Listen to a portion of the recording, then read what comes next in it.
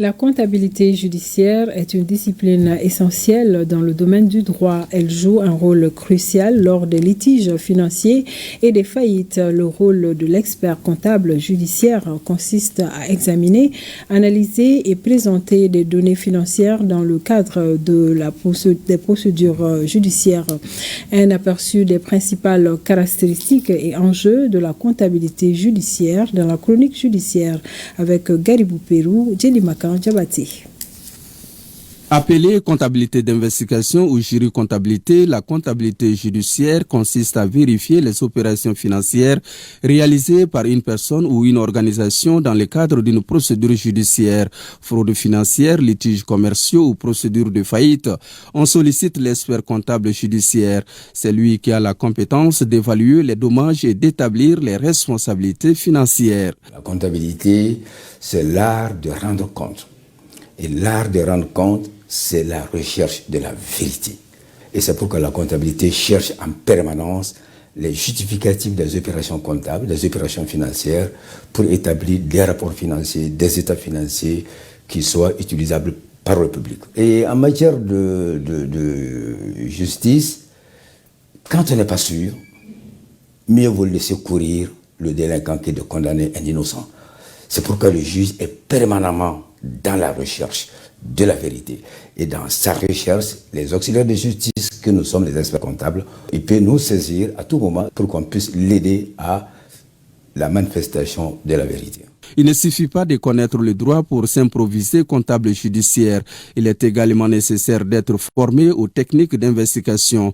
Une opération peut être par exemple tout à fait légale et réalisée dans les règles, mais sa finalité peut servir à frauder. La démarche consiste d'abord à rencontrer les deux parties.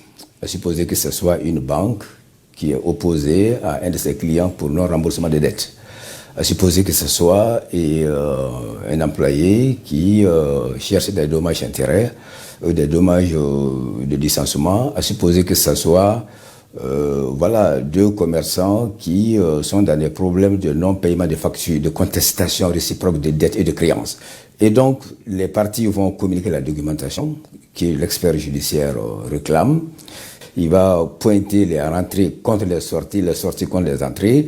Il va confronter la documentation fournie par chaque partie. Il va les confronter. Il va sortir les incohérences de part et d'autre. Au bout du processus, il va sortir la situation financière et comptable réelle telle qu'il a lu dans les documents comptables et telle qu'il a appris de la bouche des personnes concernées.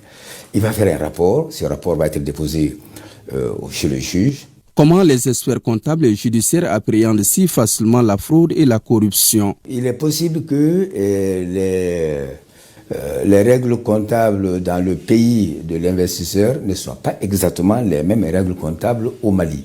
Par exemple, l'acte uniforme qui vous dit que la langue de la tenue de la comptabilité dans l'espace OHADA, c'est la langue officielle du pays.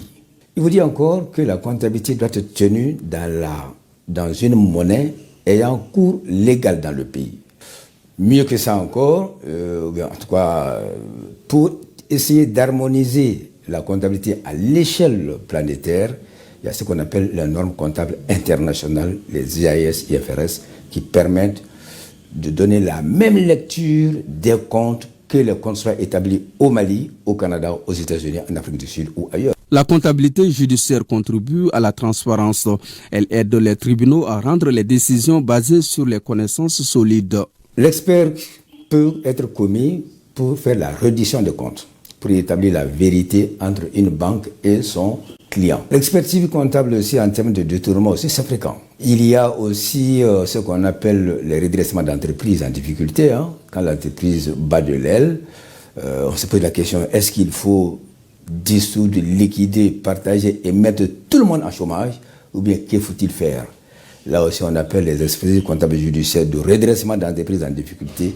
Là aussi, ces dernières années, ça c'est beaucoup, c'est fréquent. Les contestations aussi entre fournisseurs et clients, et là aussi, le juge peut commettre un expert judiciaire pour rétablir la situation véritable entre ces deux partenaires. Quand deux opérateurs économiques arrivent devant les tribunaux, c'est la fin des relations. Un jury comptable engage sa responsabilité. S'il ne respecte pas les procédures ou commet des erreurs, il peut lui aussi être inquiété. Il travaille donc sous pression, celle d'obtenir les résultats fiables et dans les règles de l'art. Si par malheur il échoue à trouver les preuves, c'est l'innocent qui peut être condamné à la place du criminel.